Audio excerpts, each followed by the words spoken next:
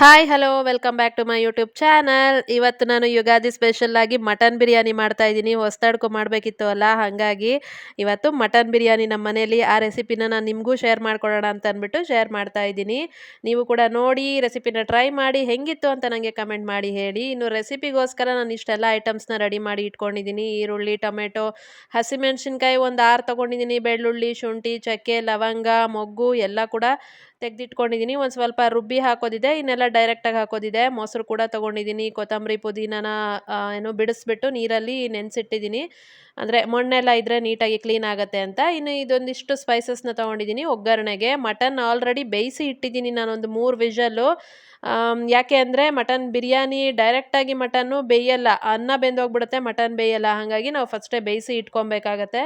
ಬೇಯಿಸಿ ಇಟ್ಕೊಂಡ್ರೆ ಬೇಗ ಬಿರಿಯಾನಿ ಆಗಿಬಿಡುತ್ತೆ. ಹಾಗಾಗಿ ಫಸ್ಟು ನಾನೊಂದು 3-4 ಮಟನ್ನು ಬಲ್ತಿತ್ತು ಅಂದರೆ ಒಂದು 4-5 ವಿಷಲ್ ಬೇಕಾಗುತ್ತೆ. ಎಳೆ ಮಟನ್ ತೊಗೊಂಡ್ರೆ ತುಂಬ ಚೆನ್ನಾಗಿರುತ್ತೆ ಬಿರಿಯಾನಿಗೆ.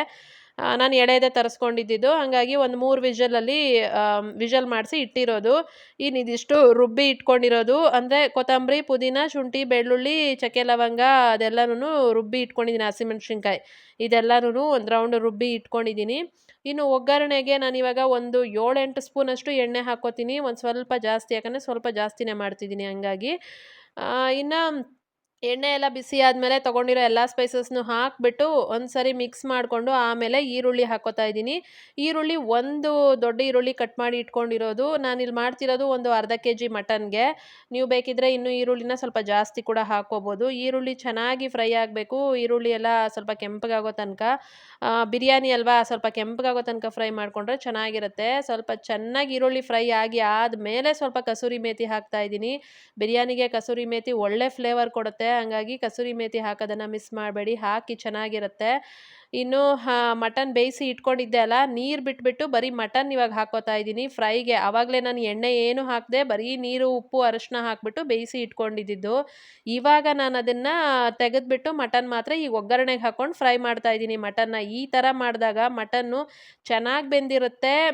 ಜೊತೆಯಲ್ಲಿ ಅದು ಅನ್ನದ ಜೊತೆಯಲ್ಲಿ ತಿನ್ನೋವಾಗ ಬಿರಿಯಾನಿನಲ್ಲಿ ಸೂಪರ್ ಟೇಸ್ಟ್ ಕೊಡುತ್ತೆ. ಟೆಂಡರ್ ಆಗಿರುತ್ತೆ ಗೊತ್ತಾ, ಮಟನ್ನು ಸಖತ್ತಾಗಿರುತ್ತೆ. ಹಾಗಾಗಿ ಈ ಥರ ಬೇಯಿಸ್ಕೊಂಡು ಮಾಡಿದ್ರೆ ಚೆನ್ನಾಗಿರುತ್ತೆ. ಇನ್ನು ರುಬ್ಬಿಟ್ಕೊಂಡಿರೋದನ್ನ ಕೂಡ ಹಾಕ್ಕೊಂಡೆ. ಶುಂಠಿ, ಬೆಳ್ಳುಳ್ಳಿ, ಕೊತ್ತಂಬರಿ, ಪುದೀನ, ಹಸಿಮೆಣ್ಸಿನ್ಕಾಯಿ ಎಲ್ಲ ಹಾಕಿ ರುಬ್ಬಿದ್ದೆಲ್ಲ ಪೇಸ್ಟನ್ನು ಕೂಡ ಹಾಕ್ಕೊಂಡು ಅದನ್ನು ಚೆನ್ನಾಗಿ ಮಟನ್ಗೆ ಹಿಡಿಬೇಕು, ಎಣ್ಣೆ ಬಿಡಬೇಕು, ಅಲ್ಲಿ ತನಕ ಫ್ರೈ ಮಾಡ್ಕೊಬೇಕು ಚೆನ್ನಾಗಿ. 1.5 ಸ್ಪೂನಷ್ಟು ಧನಿಯಾ ಪುಡಿ ಹಾಕ್ಕೋತಾ ಇದ್ದೀನಿ. ಇನ್ನು ಇದಕ್ಕೆ ಇನ್ಯಾವುದೇ ನಾನು ಪುಡಿಗಳನ್ನೆಲ್ಲ ಆ್ಯಡ್ ಮಾಡಲ್ಲ. ಬಿರಿಯಾನಿ ಪೌಡ್ರು ಕೂಡ ನಾನು ಆ್ಯಡ್ ಮಾಡಲ್ಲ. ಆದರೂ ಕೂಡ ಟೇಸ್ಟ್ ಚೆನ್ನಾಗಿರುತ್ತೆ, ಟ್ರೈ ಮಾಡಿ ನೋಡಿ ಬೇಕಿದ್ದರೆ.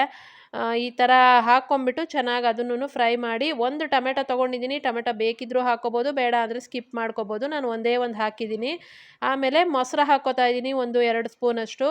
ಮೊಸರು ಹಾಕೋದು ತುಂಬ ಇಂಪಾರ್ಟೆಂಟು ಬಿರಿಯಾನಿಗೆ. ಯಾಕೆ ಅಂದರೆ ಮಟನ್ ಚೆನ್ನಾಗಿ ಸಾಫ್ಟಾಗಿ ಬೇಯಬೇಕು ಅಂದರೆ ಮೊಸರು ಹಾಕಲೇಬೇಕು, ಆವಾಗಲೇ ಬಿರಿಯಾನಿ ಚೆನ್ನಾಗಾಗೋದು. ಮೊಸರು ಹಾಕೋದನ್ನು ಮಿಸ್ ಮಾಡೋಕ್ಕೆ ಹೋಗಬೇಡಿ ಬಿರಿಯಾನಿ ಮಾಡೋವಾಗ. ಅದು ಹಾಕಿದ್ರೇ ಚೆನ್ನಾಗಿ ಬೇಯುತ್ತೆ ಮತ್ತು ಸಾಫ್ಟಾಗಿರುತ್ತೆ. ತಿನ್ನೋವಾಗೂ ಅಷ್ಟೇನೆ ಸ್ವಲ್ಪ ಹೊತ್ತು ಆದಮೇಲೂ ಅದು ಹಾಗೆ ಇರುತ್ತೆ, ಗಟ್ಟಿ ಆಗಲ್ಲ. ಇನ್ನು ಸ್ವಲ್ಪ ಉಪ್ಪು ಹಾಕ್ಕೊಂಡಿದ್ದೀನಿ. ಆಲ್ರೆಡಿ ನಾನು ಮಟನ್ ಬೇಯೋದಕ್ಕೆ ಉಪ್ಪು ಹಾಕಿ ಬೇಯಿಸ್ಕೊಂಡಿರೋದ್ರಿಂದ ಉಪ್ಪೇನು ಜಾಸ್ತಿ ಹಾಕೋ ಅವಶ್ಯಕತೆ ಇಲ್ಲ. ಅದೇ ನೀರು ಮತ್ತೆ ಹಾಕ್ತೀವಿ ನಾವು, ಹಾಗಾಗಿ. ಇನ್ನು ಒಂದು ಕಾಲು ಗ್ಲಾಸಷ್ಟು ದೊಡ್ಡ ಗ್ಲಾಸಲ್ಲಿ ಅಕ್ಕಿನ ನಾನು ತೊಳೆದಿಟ್ಕೊಂಡಿದ್ದೆ. ಜಾಸ್ತಿ ನೆನೆಸಿ ಇಟ್ಕೊಬಾರ್ದು ಅಕ್ಕಿನ ಬಿರಿಯಾನಿಗೆ, ಮಟನ್ ಬಿರಿಯಾನಿಗೆ. ಯಾಕೆಂದರೆ ಅನ್ನ ತುಂಬ ಬೆಂದೋಗ್ಬಿಡುತ್ತೆ, ಆಮೇಲೆ ಮಟನ್ ಎಲ್ಲ ಗಟ್ಟಿ ಇರುತ್ತೆ. ಹಾಗಾಗಿ ಆವಾಗಲೇ ತೊಳೆದು ಹಾಗೆ ಹಾಕ್ಕೊಂಡ್ರೆ ಒಳ್ಳೆಯದು. ಇನ್ನು ನಾನು ಆ ಮಟನ್ ಬೇಯಿಸಿರೋ ನೀರಿತ್ತಲ್ಲ, ಆ ನೀರು ಜೊತೆಯಲ್ಲಿ ಮತ್ತೆ ಸ್ವಲ್ಪ ನೀರು ಆ್ಯಡ್ ಮಾಡಿ 1/4 ಗ್ಲಾಸು ಅಕ್ಕಿಗೆ 2.5 ಗ್ಲಾಸಷ್ಟು ನೀರು ಹಾಕ್ಕೋತಾ ಇದ್ದೀನಿ. ಕರೆಕ್ಟಾಗಿ ಆಗುತ್ತೆ, ಉದ್ರುದ್ರಾಗಿ ಕರೆಕ್ಟಾಗಿ ಆಗುತ್ತೆ. ಮೆಜರ್ಮೆಂಟ್ ಕರೆಕ್ಟಾಗಿ ಇಟ್ಕೊಳ್ಳಿ. ಜಾಸ್ತಿ ನೀರು ಹಾಕಿದ್ರೆ ಮೆತ್ತಗಾಗ್ಬಿಡುತ್ತೆ ಅನ್ನ. ಎಲ್ಲ ಮಿಕ್ಸ್ ಮಾಡಿ ಕುಕ್ಕರ್ ಲಿಡ್ನ ಕ್ಲೋಸ್ ಮಾಡಿ 2 ವಿಷಲ್ಲು, ಜಾಸ್ತಿ ಮಾಡಿಸಲ್ಲ. ಯಾಕಂದರೆ ಆಲ್ರೆಡಿ ನಾನು ಮಟನ್ ಬೇಯಿಸಿ ಇಟ್ಕೊಂಡಿರೋದ್ರಿಂದ ಜಾಸ್ತಿ ಮಾಡಿಸಿದ್ರೆ ಅನ್ನ ಎಲ್ಲ ಮೆತ್ತಗಾಗೋಗ್ಬಿಡುತ್ತೆ. ಹಂಗಾಗಿ ನಾನು ಜಾಸ್ತಿ ವಿಷಲ್ ಮಾಡಲ್ಲ, 2 ವಿಷಲ್ಲು. ವಿಷಲ್ ಹೋದ್ಮೇಲೆ ಓಪನ್ ಮಾಡಿ ತೋರಿಸ್ತಾ ಇದ್ದೀನಿ ನೋಡಿ, ಏನು ಸಕ್ಕತ್ತಾಗಿ ಕಾಣ್ತಾ ಇದೆ ಅಂತ. ಟೇಸ್ಟು ಕೂಡ ಅಷ್ಟೇ ಚೆನ್ನಾಗಿರುತ್ತೆ. ಟ್ರೈ ಮಾಡಿ ನೋಡಿ ನೀವು ಕೂಡ. ಸಿಂಪಲ್ಲಾಗಿ ಈಸಿಯಾಗಿ ಮಾಡ್ಕೊಂಬಿಡ್ಬೋದು. ಯಾವಾಗಲೂ ಹೋಟೆಲ್ಗೆ ಹೋಗಿ ತಿನ್ನಬೇಕು ಅಂದರೆ ಆಗಲ್ಲ ಅಲ್ವಾ. ಈ ಥರ ಮನೇಲಿ ಮಾಡ್ಕೊಂಡು ತಿಂದರೆ ಇನ್ನೂ ಚೆನ್ನಾಗಿರುತ್ತೆ. ಹೊಸದಡ್ಗೂ ಸ್ಪೆಷಲಾಗಿ ಮಟನ್ ಬಿರಿಯಾನಿ ಇವತ್ತು ನಮ್ಮ ಮನೆಯಲ್ಲಿ. ನೀವು ಕೂಡ ಟ್ರೈ ಮಾಡಿ ಹೆಂಗಿತ್ತು ಅಂತ ನನಗೆ ಕಮೆಂಟ್ ಮಾಡಿ ಹೇಳಿ. ಜೊತೆಯಲ್ಲಿ ವಿಡಿಯೋ ಇಷ್ಟ ಆದರೆ ಲೈಕ್ ಮಾಡೋದನ್ನು ಮರಿಬೇಡಿ. ಹಾಗೆ ಚಾನಲ್ಗೆ ಸಬ್ಸ್ಕ್ರೈಬ್ ಮಾಡ್ಕೊಳ್ಳಿ. ಇನ್ನೂ ಇದೇ ಥರ ರೆಸಿಪಿಗಳನ್ನೆಲ್ಲ ನಾನು ಶೇರ್ ಮಾಡ್ಕೊತಾನೆ ಇರ್ತೀನಿ ನಿಮ್ಮ ಹತ್ರ.